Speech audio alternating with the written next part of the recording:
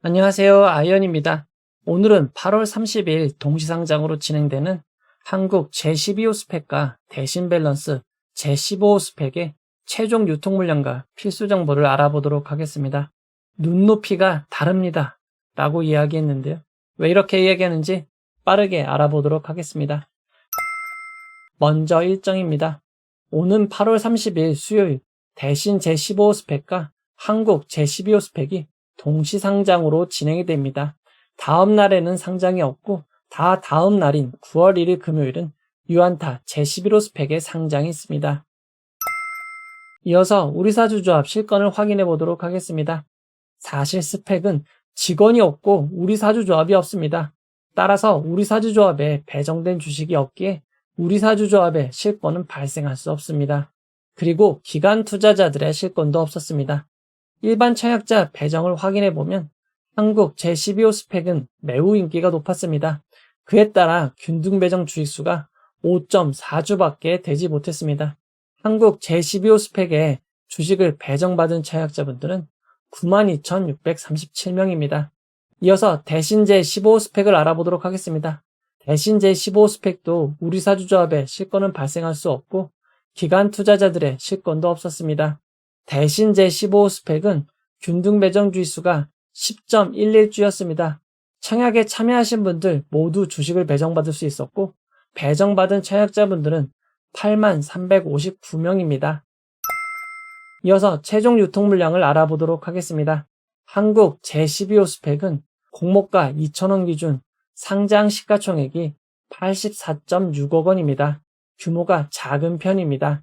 수혜측 당시 기관 투자자들의 의무보유 합약 신청이 그리 많지 않았지만 많지 않은 신청 중 매우 일부만 의무보유 합약이 배정되었습니다. 최종 의무보유 합약 배정 비율은 0.06%입니다.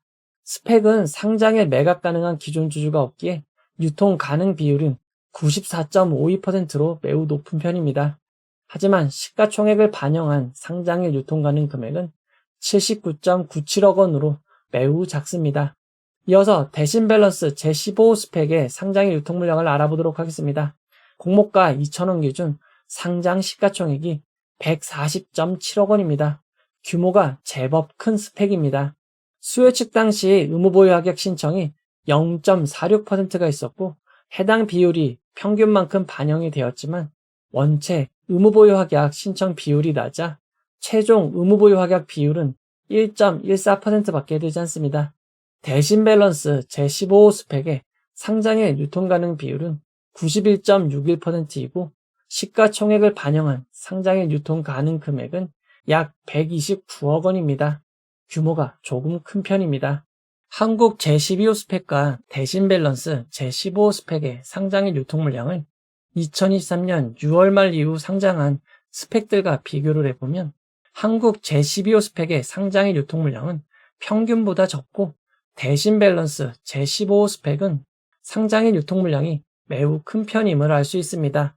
두 종목의 상장일 유통 물량이 차이가 나는 점이 상장일 큰 차이를 만들어낼 수도 있습니다. 이어서 주체별 유통 물량을 알아보도록 하겠습니다.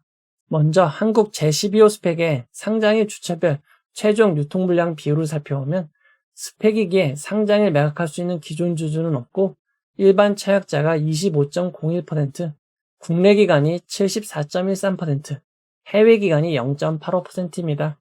해외 기관에 배정된 물량이 크지 않아 상장일 해외 기관에 영향은 없을 것 같습니다. 상장일 매각 가능한 물량의 대부분은 국내 기관이 가지고 있습니다. 다만 금액으로는 그리 크지 않은 약 59억 원 정도입니다. 이어서 대신 밸런스 제15호 스펙을 알아보도록 하겠습니다. 대신 밸런스 제15호 스펙도 상장일 매각할 수 있는 기존 주주는 없고 일반 청약자가 25.21%, 국내 기관이 73.18%, 해외 기관이 1.61%입니다. 대신 밸런스 제15호 스펙도 해외 기관 비율이 크지 않기에 해외 기관의 영향은 별로 없을 것 같습니다. 상장일 매각 가능한 물량의 대부분은 역시나 국내 기관이 보유하고 있습니다. 금액으로는 약 94억 원입니다. 이어서 스펙의 상장일 주가 범위를 알아보도록 하겠습니다.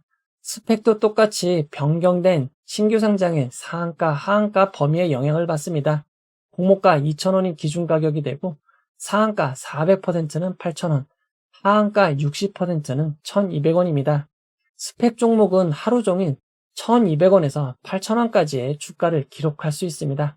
청약하신 분들을 위해 최상의 결과가 있기를 바라도록 하겠습니다. 이제 결론을 내려보도록 하겠습니다. 한국 제12호 스펙은 한국투자증권에서, 대신밸런스 제15호 스펙은 대신증권에서 진행되었습니다. 각각의 증권사에서 배정받은 주식을 확인하시면 될 것 같습니다.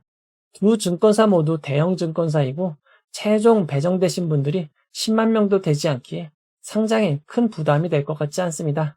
그래도 혹시 모르니 미리 앱을 업데이트 하시고 8시 40분 전에 미리 로그인 하시기를 권해드리도록 하겠습니다.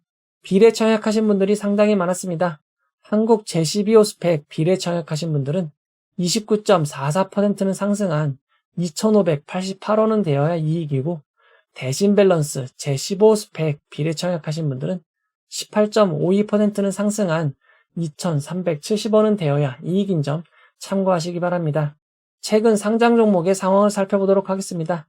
최근 상장 스펙 종목들의 흐름을 살펴보면 모두 좋은 결과를 기록하였습니다.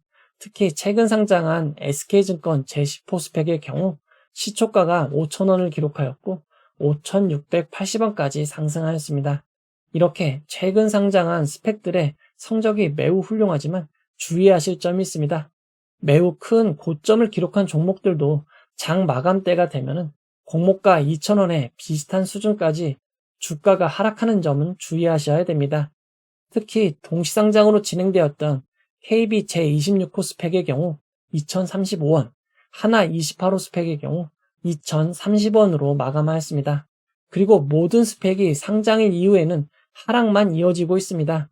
최근 상장한 스펙 대부분이 2,050원도 넘지 못하고 있는 상황입니다. 상장한 스펙이 상장일 이후에는 모두 하락을 기록하고 있기에 스펙 종목은 당분간 상장 당일 매도가 진리입니다. KB 제26호 스펙과 하나 28호 스펙은 일반 종목 두 종목과 더불어 4종목 동시상장이었습니다. 그럼에도 KB 제26호 스펙은 123.75%가 상승하였고 하나 28호 스펙의 경우 66%까지 상승을 기록하였습니다. 또한 일반 종목 두 종목과 동시상장으로 진행되었던 유안타 스펙 제14호의 경우 무려 193.5%나 상승하였습니다. 최근 사례를 살펴보면 동시상장이어도 어느 정도 성과를 냈기에 이번에도 좋은 결과가 있었으면 좋겠습니다. 이번에 동시상장으로 진행되는 한국 제12호 스펙은 KB 제26호 스펙보다 상장의 유통물량이 적고, 대신 밸런스 제15호 스펙은 하나 28호 스펙과 상장의 유통물량이 거의 비슷합니다.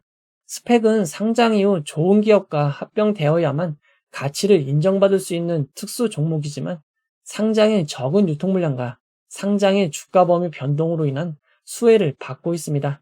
이런 점을 고려할 때 상장의 성적은 상장의 유통물량이 적은 한국 제12호 스펙이 유리할 것으로 보입니다. 스펙 종목 매도에 어려움을 겪는 분들이 많습니다. DB금융 스펙 11호의 경우 개장 직후 6,860원의 고점을 기록하였고, SK증권 제9호 스펙은 계단식 하락이 이어지다가 갑자기 매수가 몰리면서 오후 1시 3분에 7,150원의 고점을 기록하기도 하였습니다. 따라서 개장 직후 팔아야 될지 기다렸다 팔아야 될지 고민이 되시는 것도 당연합니다. 유안타 제14호 스펙의 경우에는 10시 56분 고점을 기록하였고, SK증권 제10호 스펙의 경우 12시 23분 고점을 기록하였습니다. 다만 동시상장이었던 KB 제26호 스펙과 하나 28호 스펙은 상장 직후가 고점이었던 점은 참고할 만한 자료입니다. 언제까지 스펙 상장에 좋은 성적이 이어질지 모르겠지만 지금까지 상황을 본다면 시초가보다는 개장 직후 거래가 유리할 것으로 보입니다. 물론 시초가가 마음에 드시는 경우라면 시초가 거래를 하는 것도 좋습니다. 혹시나 큰 상승을 기다리시는 경우에도 기다리는 상승이 없다면 당일 오후 1시 이후에는 정리하시기 바랍니다. 스펙은 장 마감으로 갈수록 큰 폭으로 하락하는 경향이 있습니다. 혹시나 이런 일이 없으면 좋겠지만 상장에 상승이 없다면 장기 보유를 하시다가 합병과 관련된 이슈로 상승하기를 기다리시면 될 것 같습니다. 바뀐 상한가 한가 범위로 인해 예측하기 어려운 일들이 발생합니다. 상장일 라이브를 통해 상황을 함께 살펴보도록 하겠습니다. 이 영상은 후원회원 여러분들의 후원과 구독자 여러분들의 슈퍼땡스, 댓글을 통한 따뜻한 격려를 통해 제작되었습니다. 항상 고맙습니다. 이 영상은 투자 권유가 아니며 투자는 오롯이 투자자의 판단으로 이루어져야 합니다. 참여하신 분들에게 좋은 성적만 있기를 기원하도록 하겠습니다. 끝까지 봐주셔서 고맙습니다.